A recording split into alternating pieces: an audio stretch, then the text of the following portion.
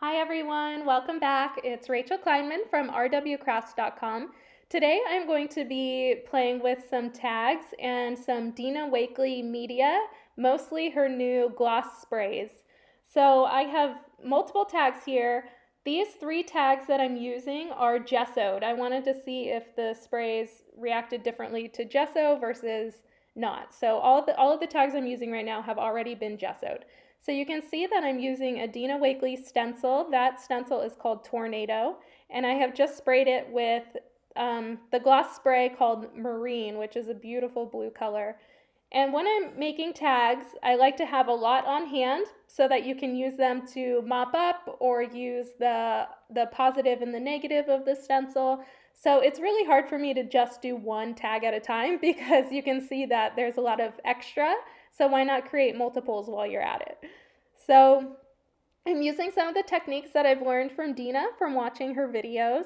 So you can see there I just sprayed the yellow, I believe it's called lemon, and I just sprayed that and then picked up the excess with a paper towel so that the tornado stencil could still come through. There I just sprayed the lime, and you can see every time I am picking up some of the excess on my craft mat with one of the other tags. So it's great to get kind of a splatter effect. You can see they all look different even though I'm using the exact same products. These are some new chipboard shapes, also from Dina Wakley. I'm going to use the Do It as kind of a stencil. So I'm going through with the turquoise spray, and you can see I'm going to line it up and use it a few times. There's nothing wrong with some repetition. And you can see what I'm doing here is I'm trying to pick up the stencil, but it didn't quite work, but also, yeah, you can see it's backwards, so it wouldn't have worked anyways. So I just ended up smearing some of the turquoise, so it was still useful. I still got some of the paint out of it. And I can save that chipboard piece and use it again later. So I do want you to know that I have dried, in between each layer of paint, I am drying them. There's a lot to be said for the colors mixing, but I really wanted the pure color without the mix. So anyways, now I am using some Dina Wakley collage paper. I've picked out the heart design and also that cool design with all the different stripes and lines. So I'm using to put the paper onto my tags. I'm using a product called Honey Medium. This is from Faber-Castell Design Memory Craft. I am not sure if they still sell this product, but what I like about this product is that it's very thin, that it's clear, and that it goes on very easily, especially for thinner papers like tissue paper. If you don't have this product, I would recommend something like a Mod Podge. A Mod Podge would work. Also, I'm sure that Dina Wakley has her own product that I just don't own to use for her tissue papers. I'm sure she's got that covered. But most of us own, or it's easy to find, Mod Podge, so that's a good one to go for. So I did the heart collage paper on two of my tags, and now I'm going to use this cool line design on my tag with the tornado stencil.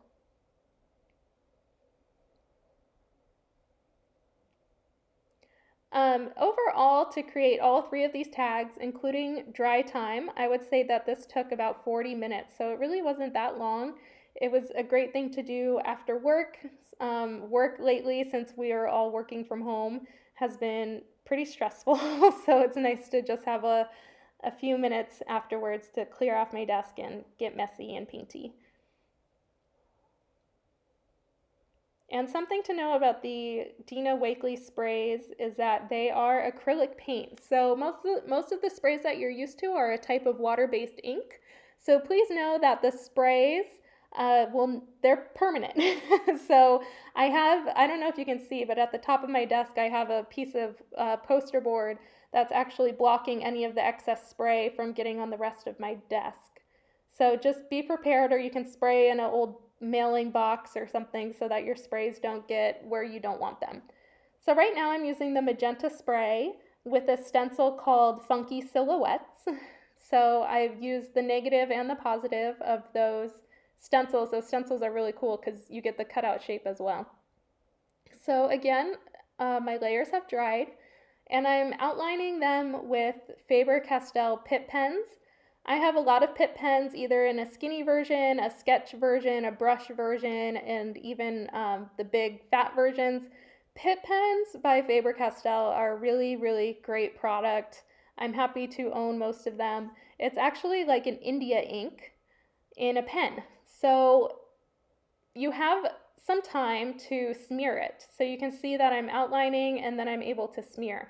But once it's dry, it's permanent. But you do have a few minutes, or not minutes, I should say a few seconds, before it dries that you can smear it around. This works especially well on these gloss sprays because they are glossy. So if you want to smear the Pitt pens, it should be on a mostly non-porous surface, which is what this is, because I have gessoed it, which helps make it non-porous, and also because the gloss sprays are creating a smooth surface for me to use these Pitt pens on.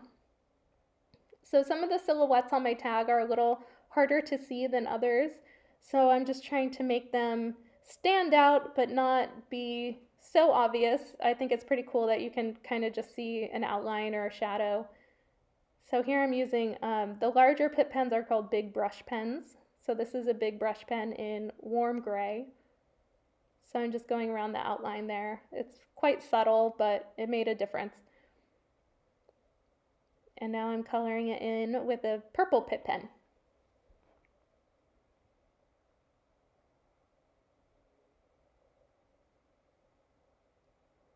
And you can see there that I have a few seconds in between to smear it and smudge it however I want. Very cool for blending or for shadowing.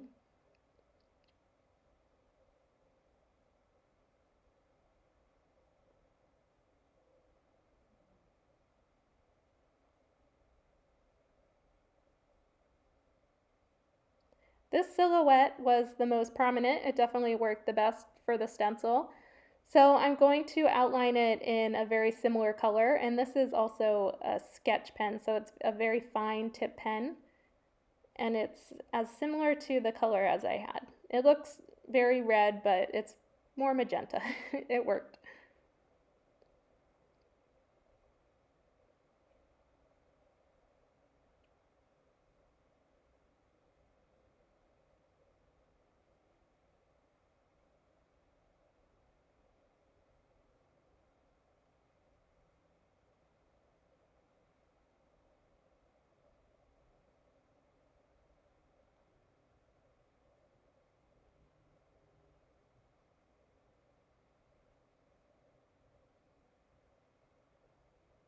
All right, now that I'm done messing with my silhouettes, I have cut out some designs and some words and some little polka dots from a Dina Wakley collage collective. These collage collective booklets are brand new to me, but they are very cool. They're great just to add some elements to my tags.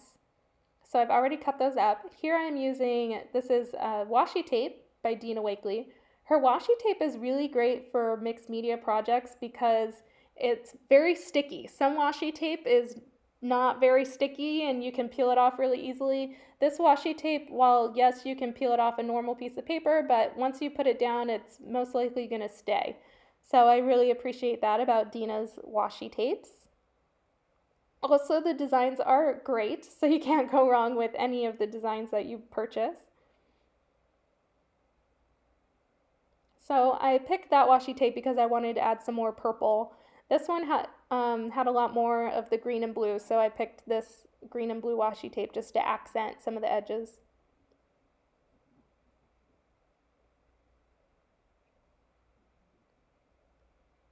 And I've already cut out these circles from the Collage Collective paper, so now I'm just going to finish up all of my tags by adding some last minute little designs and also some quotes. The quotes I have also cut out from the Collage Collective papers. Right here I'm just using my everyday craft glue, which for me is Tombow Mono Multi Glue. I love that glue. And I've just moved the glue to a bottle with a fine tip. It works better for me that way. Be kind to you. That's that one.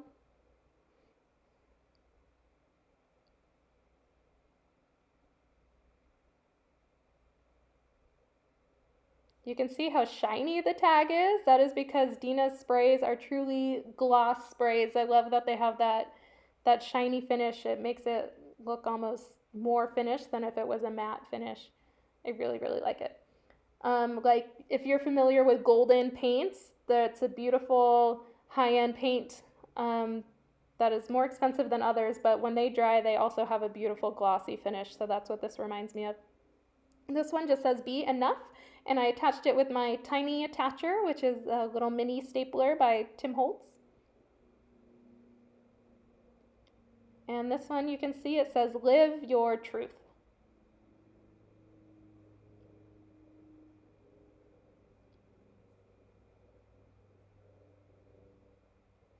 I'm just pulling a design out of another page from the Collage Collective.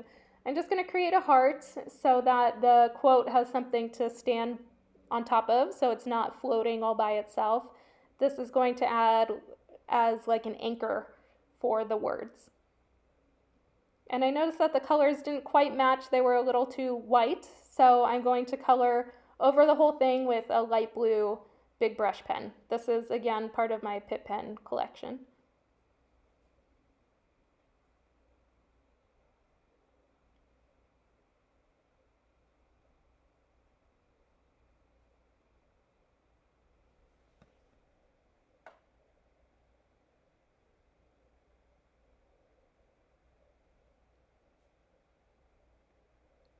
Live your truth. So I hope you've enjoyed watching me create these 3 tags. I challenge you to create 3 tags at a time, and you'll see how different they all are. Here are some close-up photos of each of them. If you're interested in any of the supplies I've used today, they will be linked and listed in the YouTube description below. Please follow me at RW Crafts on any social media site or rwcrafts.com. Thank you so much for joining me. Bye.